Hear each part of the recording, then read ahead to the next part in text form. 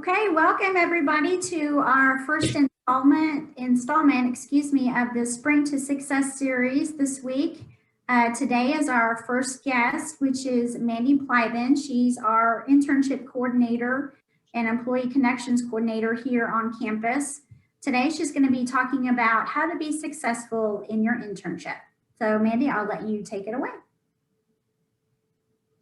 Okay, thanks everyone for joining us today. So my name is Mandy. I'm the Employer Connections Coordinator here at Westminster. And what that means is I help students register internships for academic credit. I work with students, faculty, and host sites throughout the internship experience.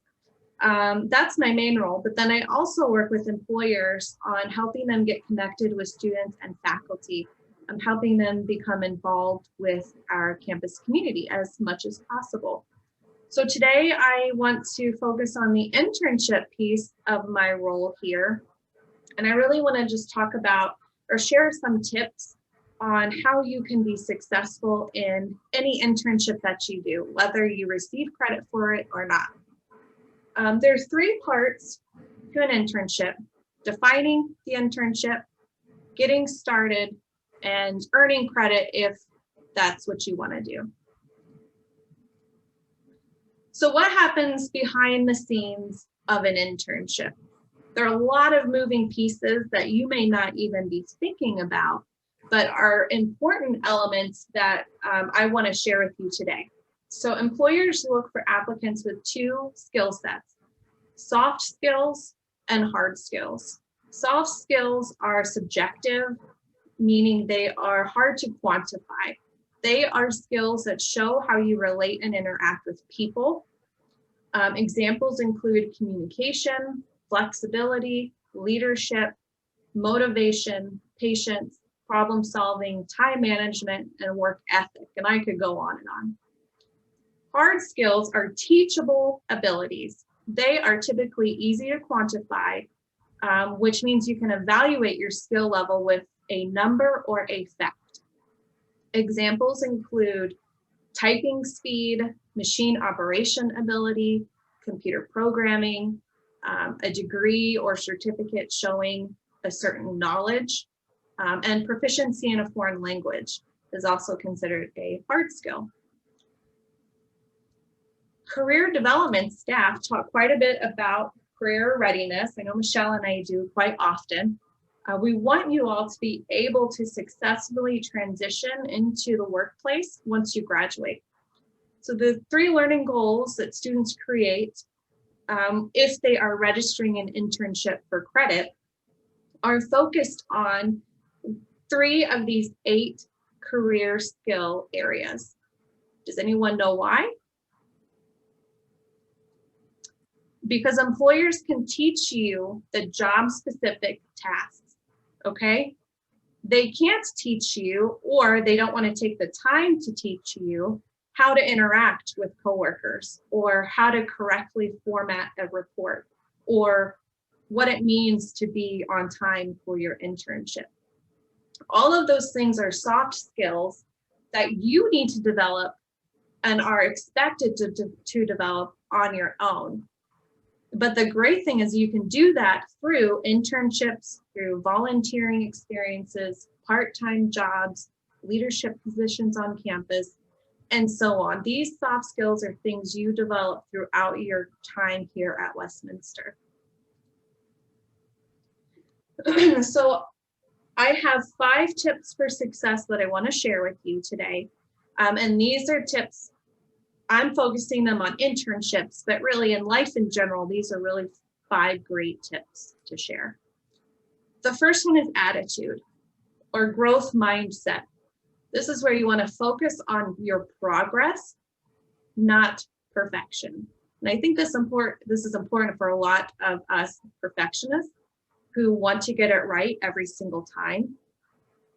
We need to focus on where we started, excuse me, to where we are at, maybe at midterm, and where we end up at the end of the semester.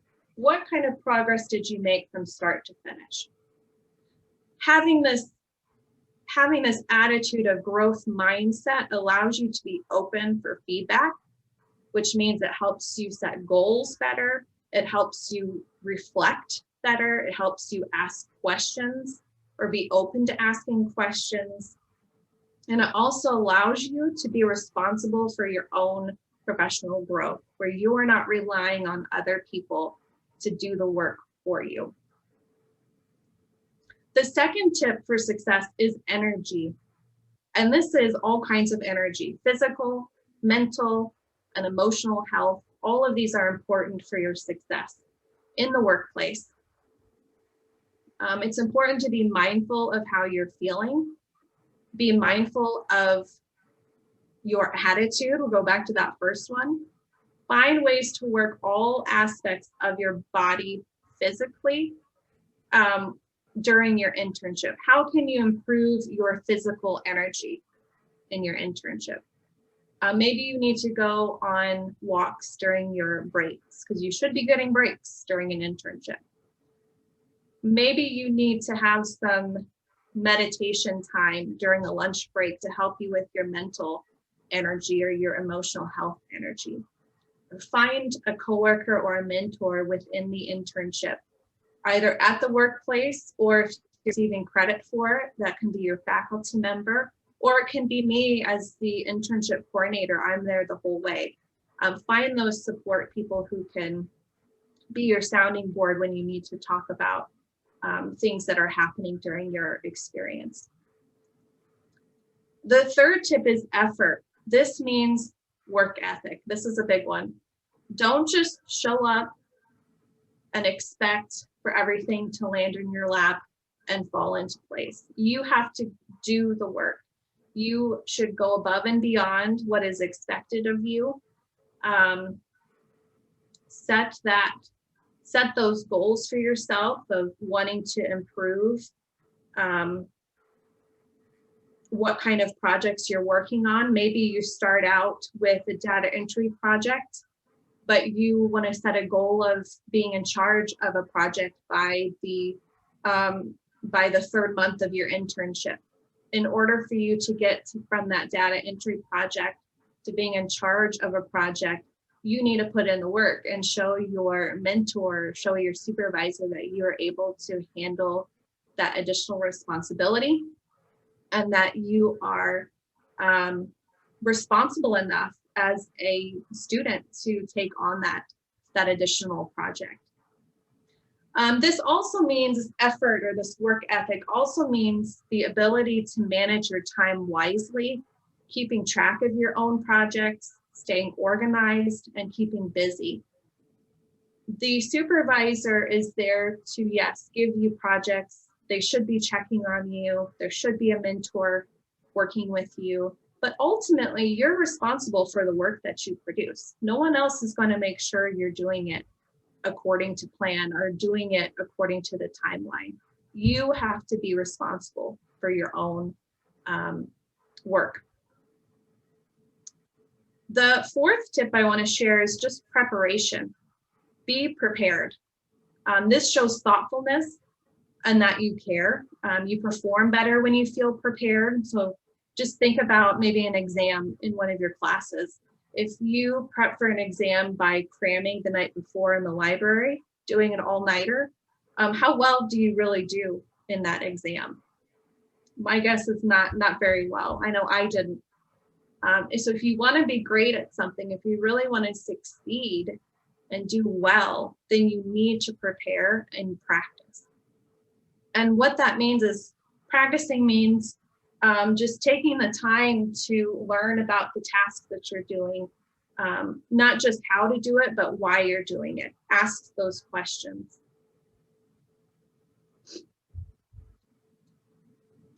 The fifth thing I want to share is just commitment. Do what you're going to say you're going to do. Follow through, really. Show up when you need to. Don't overcommit to things. Learn to say no. I know some students I've worked with have learned how to do that during their internship, and that's successful. It's being successful. You don't have to say yes to everything. If you feel the need to say no, but you're scared to do it or you don't know how, then you ask a mentor, ask a coworker, or you can ask me. One thing to note though is you may not love everything you're going to be doing during your internship, but you have to commit to all of it, okay? So maybe you start out with that data entry project and you absolutely hate it. You can't go to your supervisor and say, you know what, oof, I really don't like this at all. I'd rather be doing something else. That's not a good thing. That kind of goes back to attitude, you know what I mean, or effort with that work ethic. You're committed to this internship, and that means you're committed to the tasks that you're being given. Now, if it's something illegal, then you definitely don't want to be doing that, and you should be calling me or calling someone who can help you figure out how to navigate those waters. The next one, actually, instead of 5, I counted. People I can't count, that's 6, it's not 5. So the last thing is communication. I've got a master's degree and I can't do math, but we'll see. So, communication is the last one here. And that means oral and written. Okay, so how do you feel when people ghost you? I know I don't like it and I get really angry. Or I get my feelings hurt, like, oh, what am I doing wrong? What's going on? How do you feel when people don't listen to you or take the time to hear what you really have to say? This all goes into communication. Be professional when you talk to your coworkers or to your supervisor. And that's talking, again, both orally and in writing, like in email form. Be professional, and when humans are talking to other humans, be respectful. We all have other things going on in our lives that may be taking priority. So we need to be mindful of that. Be responsive when people are talking to you, and be thoughtful when you respond. If you immediately get upset, maybe you're sent an email by your supervisor and your reaction is anger or frustration. My recommendation is don't respond yet, okay? Wait, go for a walk, take a breather for 15 minutes, and then go back to that email. You're gonna be in a different mindset and you're gonna be able to really think clearly on how you wanna respond. And in the end, if you need help, maybe you can't get over that frustration and you need help in how to proceed. Again, going back to one of the earlier tips, ask questions, ask somebody for help or for guidance on what to do. The big thing out of all of these six tips is the importance of realizing that you need to advocate for yourself. No one will know what's going on with you or how you're feeling, how you're doing, unless you speak up. So you have to advocate for yourself. And if you need help doing that, again, reach out to someone, a mentor within the company, a coworker that maybe you feel close to. Or again, you can come to me even if you don't receive credit for an internship. I am here to help students throughout the experience. So what exactly is my role? And I know I shared it at the beginning with the internship program and working with employers. But regarding the internship experience, the main thing I want to share with you is that if you receive credit for an internship, that means you are going to be doing some academic work also, which that means you're going to be working with a faculty member. On top of that, I will also be providing career tips throughout your experience through a Canvas internship course announcements. These tips are very similar to what I've talked about today. It goes through pretty much all of those 8 career skill areas mentioned in the beginning. And they just provide helpful information on how to navigate, how to grow your professionalism throughout your internship experience. And you can find me in the Student Success Center, which is on the second floor of Reeves Library. I'm in room 205. And I also included our career development tab on my WC, as well as the external website location. So what questions do you have? Mandy, I'd like to know if a student has never had any type of job before, a part-time job, summertime job, has never had any type of work role. What are your recommendations to have a successful internship? Because I imagine a student would be really nervous about even looking for an internship, let alone even being successful in one. So your question is, I'm just going to repeat it, make sure I'm hearing you correctly, Michelle. And this goes to communication. You want to make sure you understand. So you're asking, how can a student who's never had any work experience be successful in an internship, or what they should be looking for or setting as a goal? Yes. My recommendation, and this will be different for everybody, I think, because you have to take into account the level of competence, the level of ability to communicate, let's say. I think confidence is a big one. But I would say overall, I think a good goal for new interns, maybe a very first internship, would be to make the time, set the time aside to reflect on not how they're doing with their tasks, but what are they learning about themselves throughout the experience. Like an example could be, let's say part of the internship experience is attending office meetings. And that's a big, scary thing for people who've never done that before. So maybe in this time for reflection, the student realizes that they really like how the facilitator of the meeting organizes the agenda, or they really have found that they really like to focus or follow an agenda versus the office meetings that end up being like a free-for-all where everyone is talking at the same time and nothing really is ever decided. That's really important to learn about yourself, because that means you're telling yourself, oh, I really like structure. I like to follow A, B, C, D. Let's talk about things. Let's make a decision. Let's move on. I think that's important to figure out, because you can take that into anything you do. You can take that knowledge about yourself into a future internship. It could take you into your job. It could even take you into, maybe you decide to become the president of your Greek organization, or the, I don't know if they're called presidents, but the president of a other club on campus. And you have realized that you like that kind of structure. So you're going to set that structure for your own meetings that you have. Does that make sense?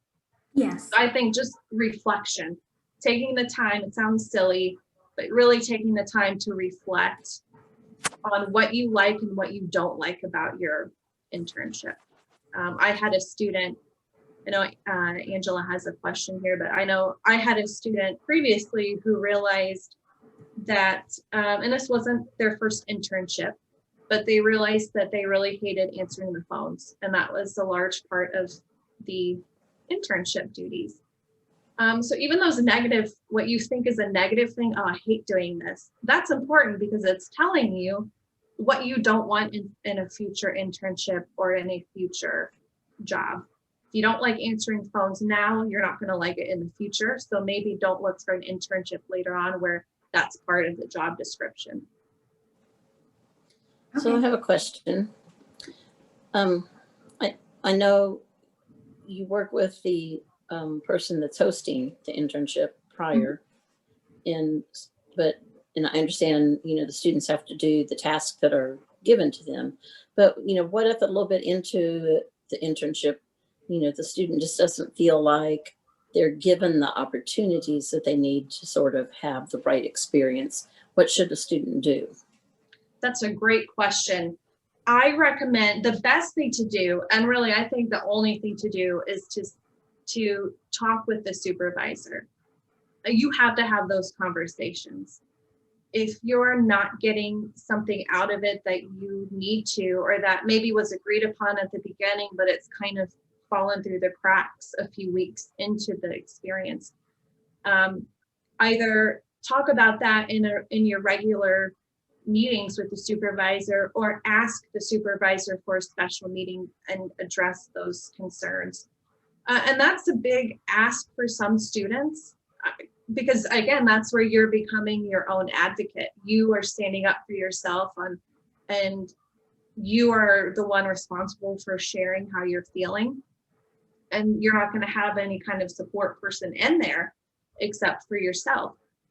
So it's important. I mean, I would recommend to students, and this is just how my mind processes things, to sit down and write down, what are you missing? What do you need? And maybe what are some ideas on how to get what you need based on what you know you're doing in your internship. Okay, what is missing, what you need, and some ideas on how to get there. Because from a supervisor point of view, and I can speak as a supervisor, I think it shows great initiative when a student comes to me and says, hey, I know I'm doing this and I'm okay with that because obviously that's what you want me to do, but I've got this great idea, or I'm really wanting to learn how to do this thing, and X is my idea on how we can get there. That really shows initiative to me, and it shows drive and interest. And those are just great things. And I think any supervisor who is approached by a student with that initiative and that real interest in learning and making progress, that conversation is going to go well. If a student is uneasy about having that conversation, either if they've never had that kind of conversation before, or they don't like, maybe they feel like it'd be too confrontational, so they're nervous about doing it, I'm going to go back to the presentation. Ask questions. Ask someone in your support system, ask several people in your support system for help, for guidance. Like, I don't know what to say. This is how I'm feeling, but what should I ask for? I don't really know. I've never had to have this conversation before. And I think having those support people in your corner will help those students who maybe are a little shy about approaching a supervisor for that level of a conversation. I hope I answered your question, Angela. Yeah. But I think that just takes time and it takes practice in learning how to do that for yourself, how to really advocate for what you're needing. I have one more question for you, Mandy, before we end the session. I know some students may not have an internship for this coming spring, but may be looking for this summer. What does a student need to do to get started in the internship process? What do they need to do first? The first thing I recommend, if you've never searched for an internship before, or really if you have searched for many internships, if you feel like you're kind of a professional in searching for them, I highly recommend the first step you do is make an appointment with you or me, Michelle. In the days of COVID here, the job and internship search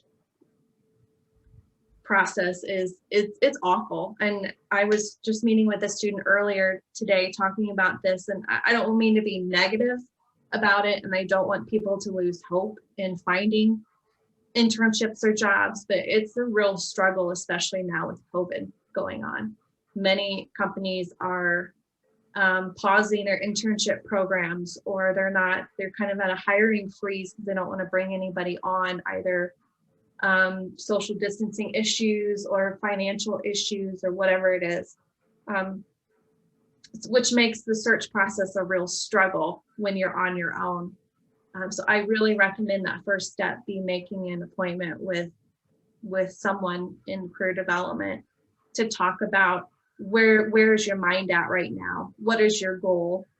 Do you have a resume? Like all of those things we can talk about in that first meeting to really set a game plan up. And then we can do incremental check-ins throughout the semester, throughout the time period between that first meeting to the goal of the internship start date. We can set those incremental check-ins to just check progress to see how things are going, because we just end up becoming that support person and that sounding board throughout that search process. And it's important for students to have someone like that, especially when you get a bunch of rejections or you don't get any kind of response and you've applied to 100 opportunities. Okay, thank you very much. Yeah. Well, I think that concludes our first session of the Spring to Success series we have going the rest of this week. You can find our other programs tomorrow through Friday on our campus calendar, as well as the WC daily emails that come out every morning at 9 a.m. And if you want any more information, please follow our career development tab in my WC. So thank you, and we hope to see you tomorrow.